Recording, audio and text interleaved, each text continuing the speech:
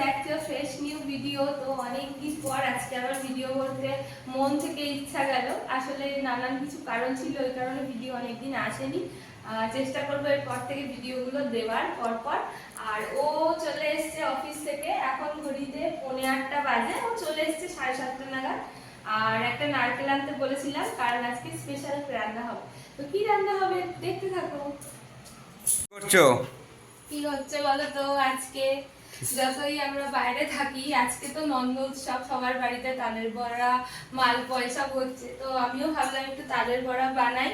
তো এই দেখো আমার এটা একদম রেডি হয়ে গেছে, খালি এর উপর নারকেল কুড়োটা দেবো। এই যে নারকেলটা তো মিক্সিতে করে গুঁড়ো করছি, কিছু করার নেই, আমার কাছে এখানে কুড়োনি নেই। আর তালটা বাড়ি থেকে শাশুড়ি মা মানে ওই করে ক্রাশ করে ওই এটাকে বার করে পাঠিয়েছে, ওই জন্য সুবিধা হয়েছে।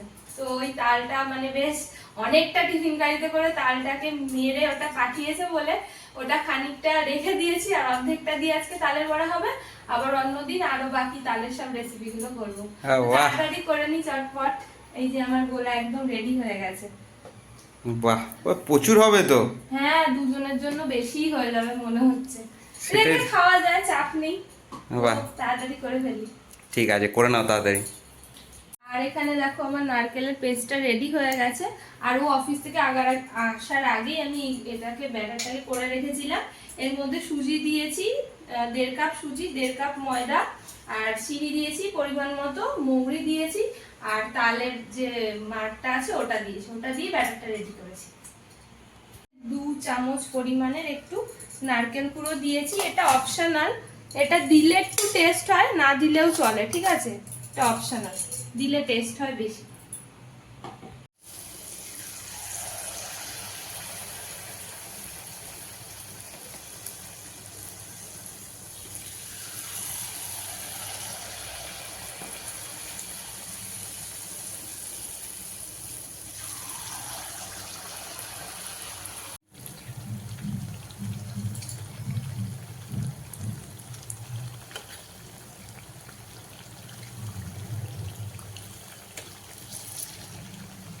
আর এই যে এক থালা তালের বড়া পুরো ভাজা কমপ্লিট হয়ে গেছে, নিয়ে চলে এসেছি। এখন ঘরের মধ্যে বসে আরামসে তালের বড়া এনজয় করবো।